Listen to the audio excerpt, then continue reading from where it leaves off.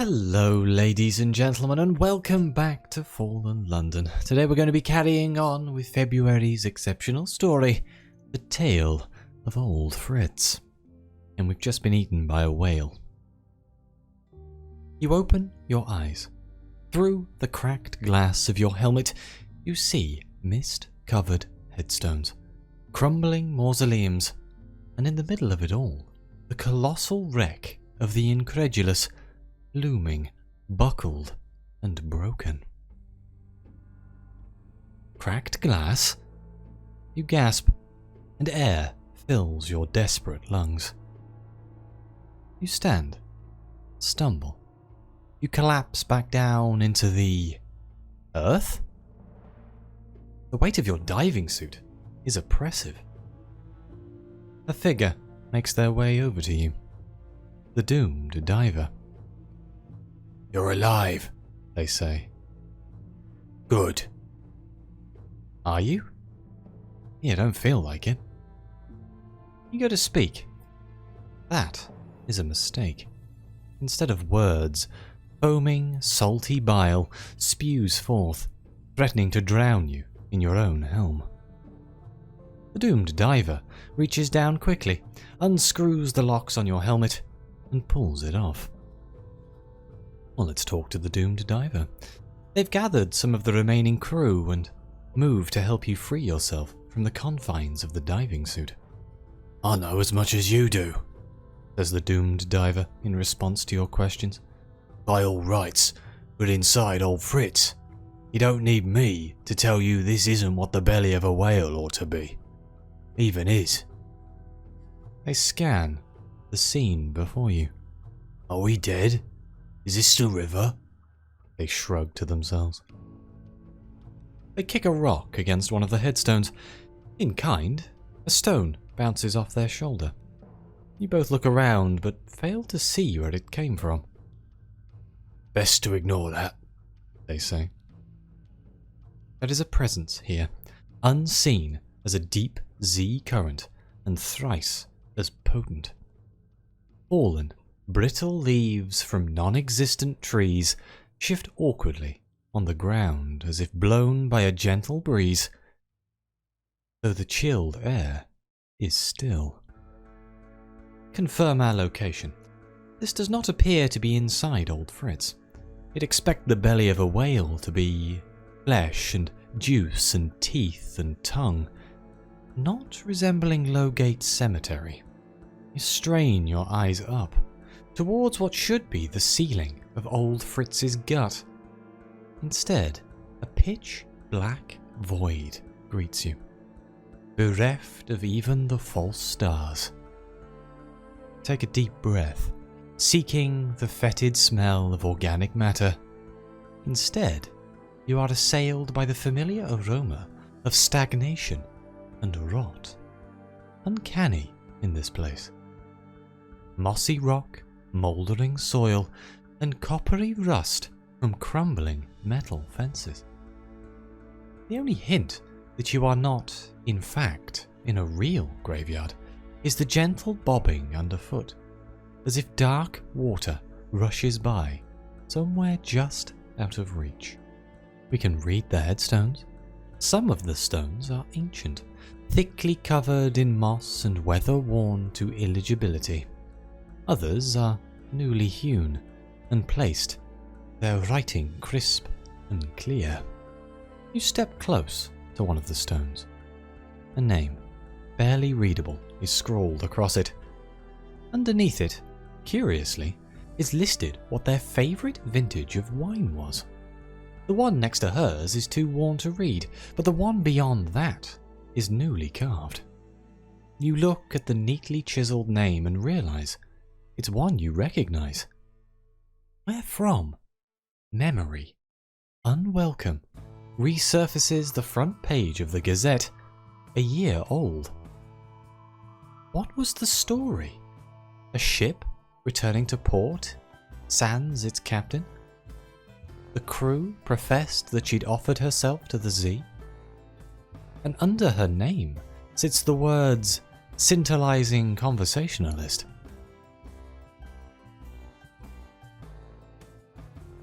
appear inside a mausoleum. These grand structures sit dotted all throughout the area, with no two looking the same, each as individualistic as the corpses they entomb. The door, stiff with age and weight, groans as you open it and stand in the doorway.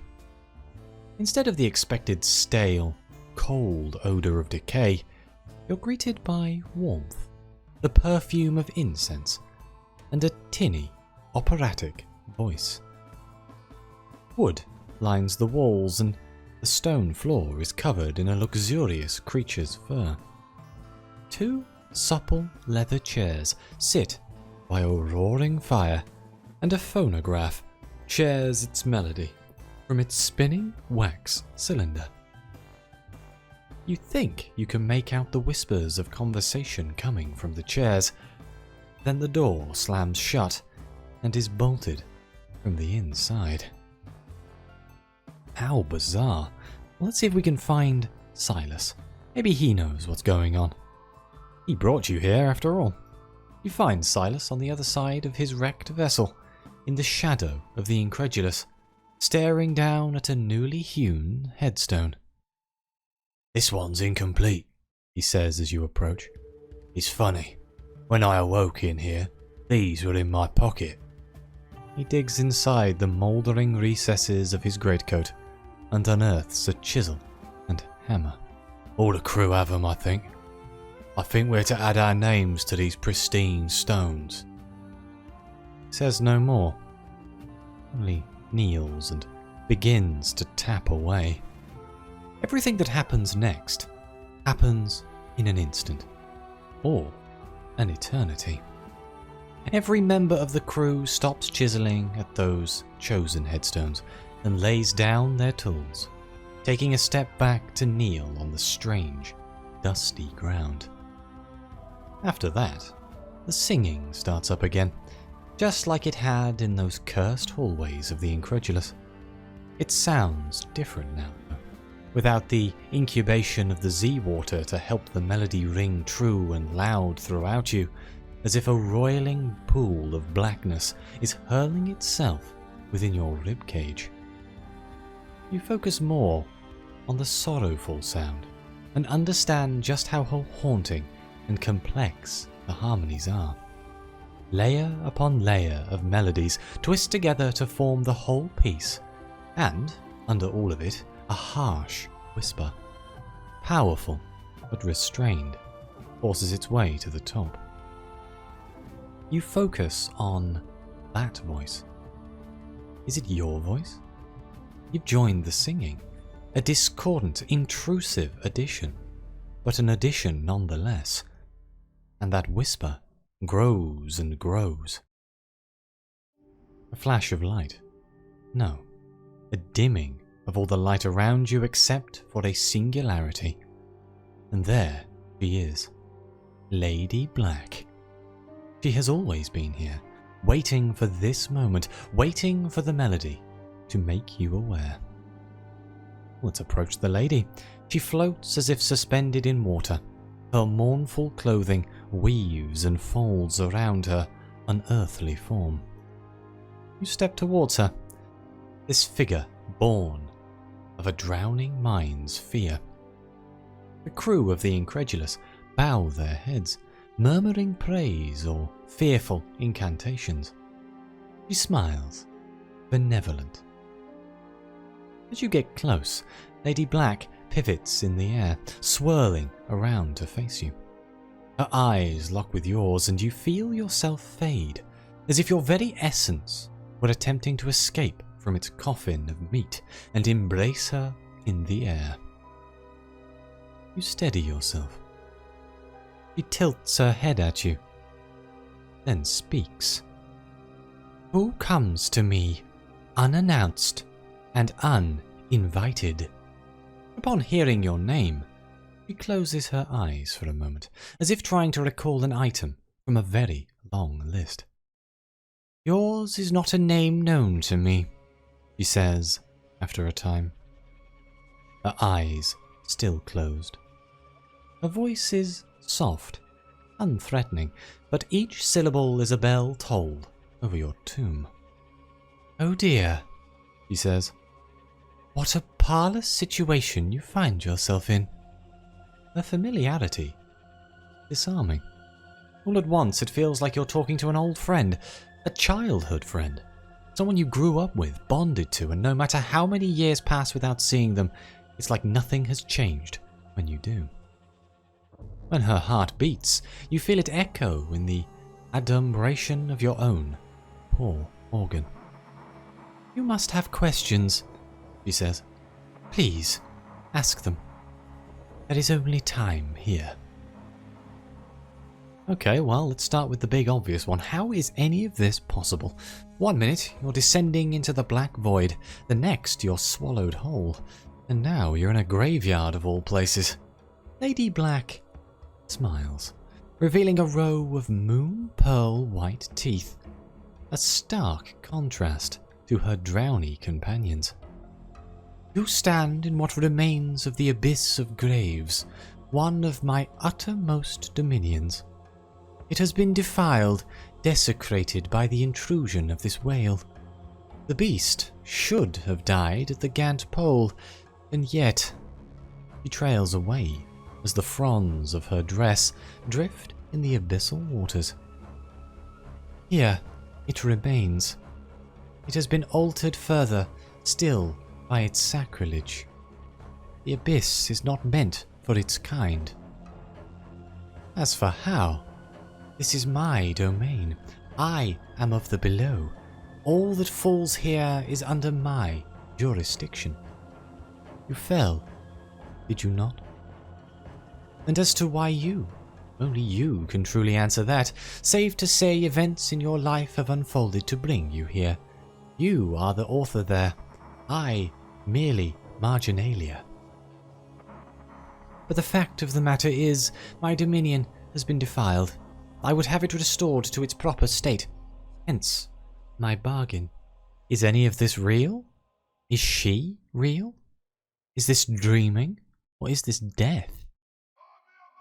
A chuckle escapes her blue lips, and all around her, the drownies begin to sway in a rhythm, like Z-weed being pulled by the current. All that is real is merely that which your mind tells you is real, she says. The dirt under your feet, the peaceful air in this place, they don't feel real? You nod. And that's what they are, she says, matter-of-factly. Is she going to ask you to join her?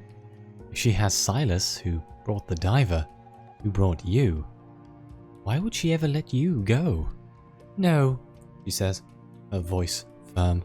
You were never part of the deal. Your presence here is unexpected and perplexing. She shudders, a dark pulse visible beneath the grey skin of her assumed form. I cannot extend an offer already made, whatever my own heart desires. Her voice cuts on the spindle of her need. Consider yourself lucky, says the doomed diver behind you. Ah, he turns, an expression of hungry delight dawning on her face. However, you were part of the bargain, but I will deal with this one first. He turns back to you. Should you wish to join me, you will need to seek out my abysses, and there perform the most sacred rites. Only once the lid is sealed for good will I know you are mine, and for true. For a second, the whole world seems to ebb and shift, as if the Neath has decided to get up and stretch its legs. The sensation almost causes you to expel the contents of your guts, before the logical part of your brain reminds you that you're inside a midnight whale. The Leviathan must have shifted its course sharply. Lady Black, unaffected by the movement, looks around solemnly at her graveyard, then down at the drownies surrounding her. She smiles once again, this time at their bloated faces. Tell me, she says, turning her deathly gaze back to yours. Why did you join this expedition? Why choose to hunt such a creature as Old Fritz? So we have a few options here. We can say the call of the hunt couldn't be ignored.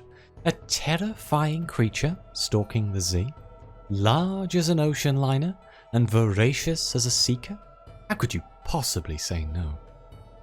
We can say we were forced to come along. You came under false pretenses, deceit upon deceit. All you wish is to survive. Or a hunger for knowledge. A strange new creature out in the sea. A mystery to be unravelled and studied. Only a fool would pass up this opportunity. We are definitely going with a hunger for knowledge. You begin to explain all the intricacies of your work, all you had hoped to accomplish. Lady Black floats above you, motionless, except for the swirl of fabric and hair in the non-existent water. Yes, she says. Her eyes are very black. Tell me more of your knowledge. Let me know all that there is to know. The hypotheses and theorems pour from you like blood from a wound. The world around you darkens, leaving just the spectral face of Lady Black in your fading vision. Your words are a chant, an incantation, and then your mind splits, momentarily swallowed by the void. With a start, you awaken, standing rooted to the spot you were before. Lady Black still floats in front of you, her blue lips curled into a smile. Thank you, she says. Oh, well that's interesting. I've heard all that I wish to, says the doomed diver, their bulky form sliding up next to you. Tell us how to get out of here, or leave us alone. Damn it all, have you not taken enough? Lady Black looks at them and shakes her head. Silas told me you had a temper, she says, her voice betraying neither hurt nor anger. Indeed, conveying very little at all. I don't tend to like people with such issues, but your brother has been so well behaved, and he answers for his crew. You may say your piece, but have a care for my own peace. You ask her what she means. She twirls in the water. Focus on you. The folds of her dress rippling in the water like black jellyfish tendrils reaching outward. The deal was struck with Silas for the removal of Old Fritz. For his part, the whale dead. For mine, his sibling returned. He implored me so sweetly, promised he could only do it with the two of you together. She pauses, her eyes widening till her pupils are twin abysses peering into your own. He did not lie, did he? The doomed diver's face grows pale. Silas, they say, their voice hoarse. Silas, you fool. It was her that came to me in the dreams. It was her that made me set aside my wife for my child. It was her that steered my hand to the Incredulous.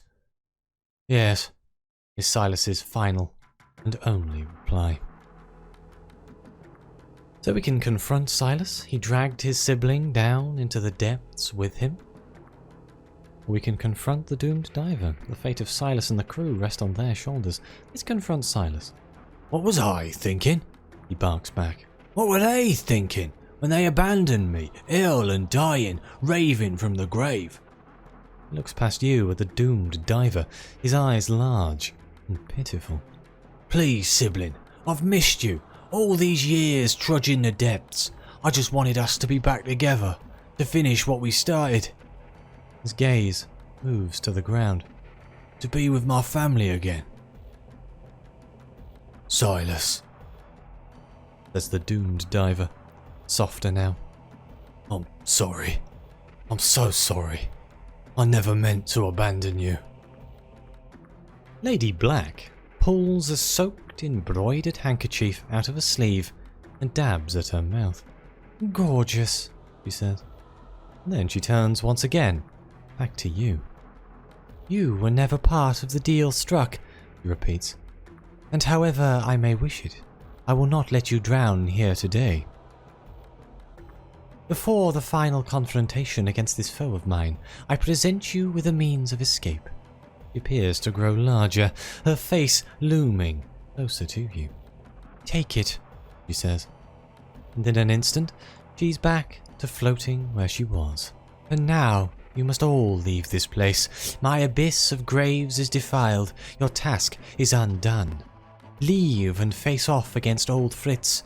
If you survive, remember me fondly. If you do not, you shall remember me always.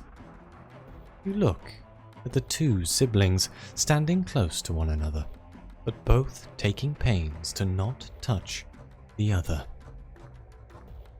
Let's ask Lady Black about the doomed diver. Are they destined to share their brother's fate?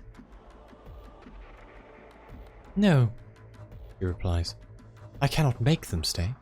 I shall make another deal with Silas, and then another after that. There is always a breath after the last. But no more questions. I will tolerate the putrefaction of my realm no longer. A place dear to me remains befouled. Now is a time for answers. This last word hisses out of her like a wave crashing onto a cliff. Gasp as all the air is pulled from your body, or perhaps your body is pulled from the air. Everything that doesn't belong in this place just yet. The doomed diver, Silas and the crew, all of you are being sucked back onto the Incredulous. Pure agony gives over to darkness once more.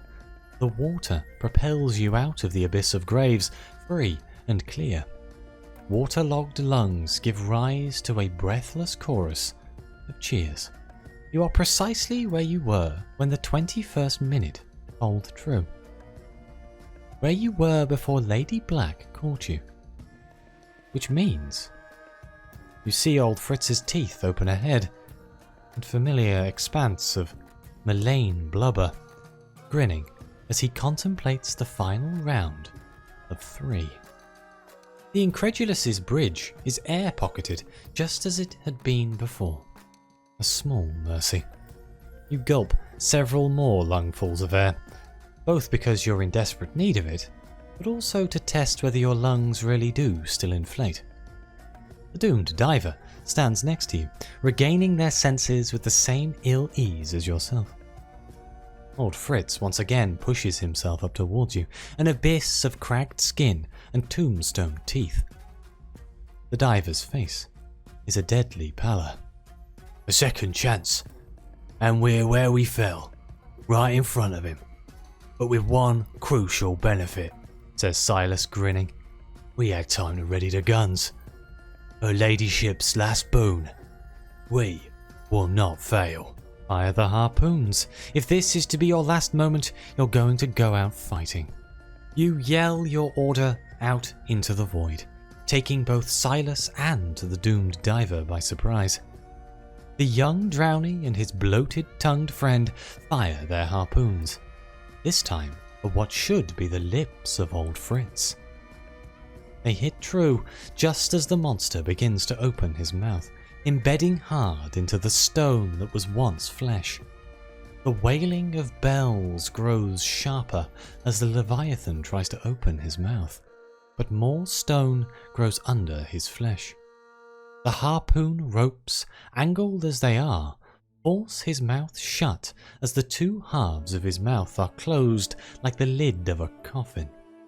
Moss sprouts in thick strands and snakes its way over the sealed opening. With Old Fritz's mouth shut, for now, you chance a glance around the bridge and see something that definitely wasn't there before. In one of the corners is a single diving suit and buoy, tools to ascend a person to the Z surface. The doomed diver nods. I see, they say. She's left one of us with a means of escape. They turn to you. I think it's obvious which one of us should take it.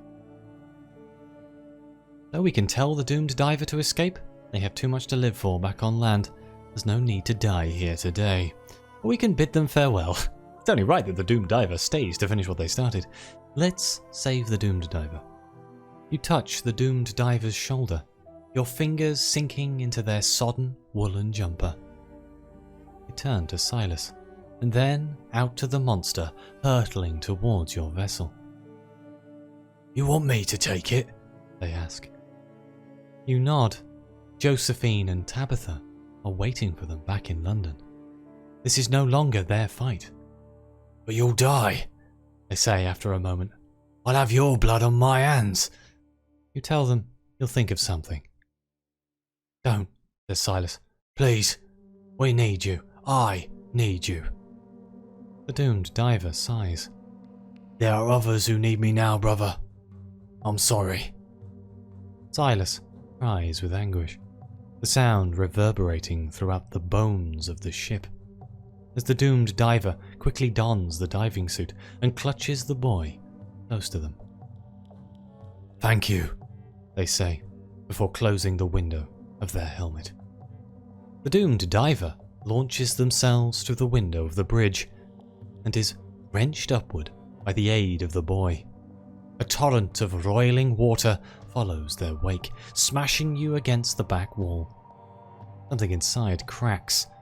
You pay it no mind, too shocked from the cold. Within seconds, the room floods. You gasp a final breath just as the room fills. Silas's moans echo through the water, hammering your eardrums without the protective barrier of a diving helmet to protect his voice under the water. "Why'd you leave me again? Again?" he wails. "Am I not family? Do I not deserve your love?" You look forward. Old Fritz looms ever closer to you, his eyes glowing orange like the flames of a candle, a bell tolling with every stroke of his tail. Soon, the bow of the Incredulous will smash into his skull, and then this may finally be over. Your lungs burn as you force yourself to focus on what's heading your way. The end, and whatever it may bring. You see others of the Drowny crew climbing onto the bow of the Incredulous, swords and spears at the ready for when they finally engage their foe. And then you impact. So we can either prepare to die. There's so many ways to die right now. It might be an interesting intellectual exercise to imagine which will get you, but it's not so very immediate. We can go down fighting. If you're stuck here with Old Fritz, well then, better make the beast regret it. Let's fight. You're thrown forward towards the window as metal squeals and tears, as stone crumbles and flesh ruptures all around you. The Incredulous's bow buckles against Old Fritz's skull, more mausoleum than a living being, falls inward. The crew, those not crushed, leaping onto him. And you're with them, lungs burning out in the black, a tiny fierce speck against Fritz's monumental, malignant bulk. But you are many, and Fritz is few. And you fight with the Lady Black's blessing, bleeding and harrying the beast. Blood is black in the water. The Leviathan flails. Salt scorches your lungs. Neither of your deaths are quick or easy. But in time, both arrive. All around you, motion ceases. Cries, shouts, carnage, all stop.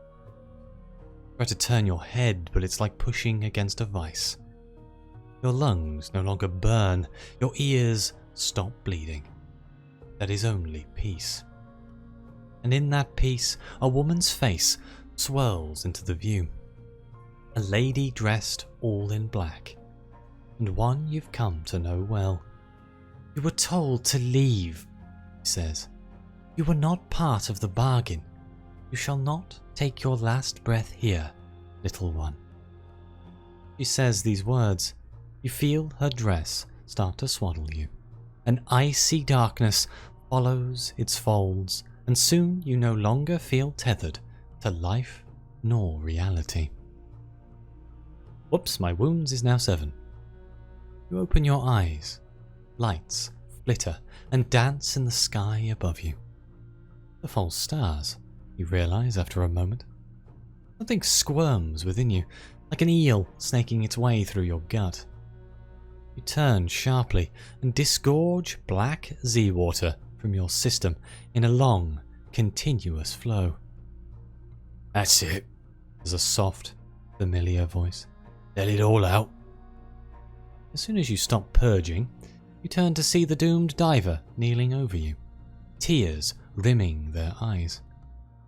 Look around after taking your first lungful of real air since you descended into the depths. You're back on your ship. How?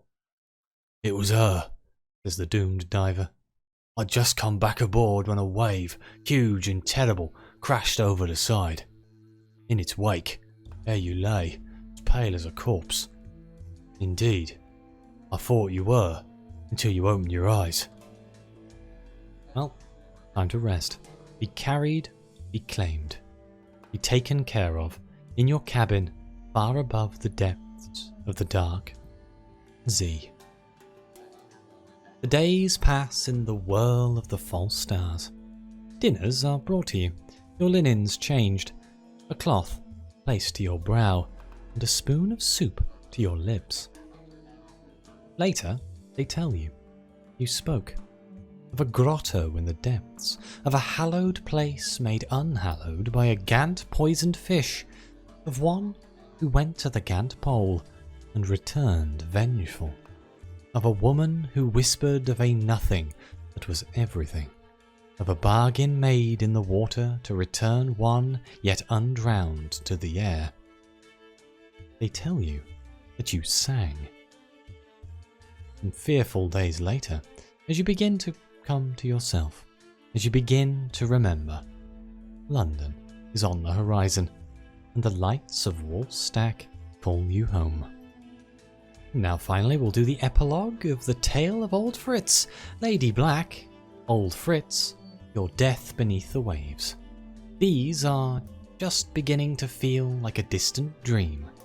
You see the doomed diver once again, well groomed and cleaned up, standing, looking out at the vast Z. A little girl, Tabitha, still in her yellow waterproofs, stands at their knees. They catch you looking and smile. "She's still obsessed with the Z," says the doomed diver as they pat Tabitha on her head, squishing the floppy hat over her eyes.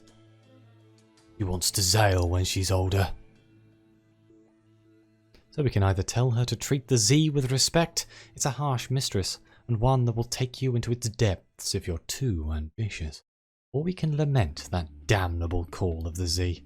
Nothing good comes from it, nor to those who seek it out. Tell her to respect the Z.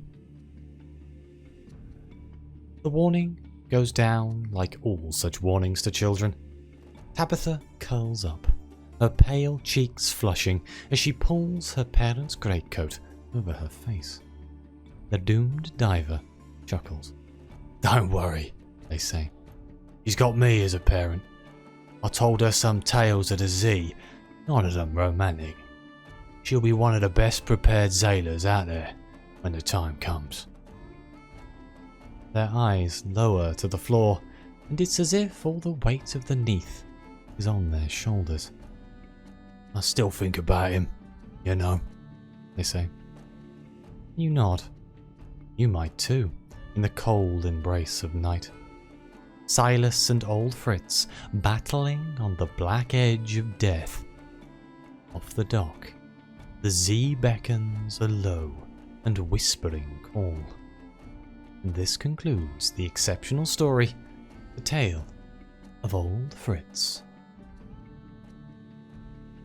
And with that, the end of the exceptional story. I thoroughly enjoyed that story. I thought it was a fantastically written story and an incredibly interesting subject matter.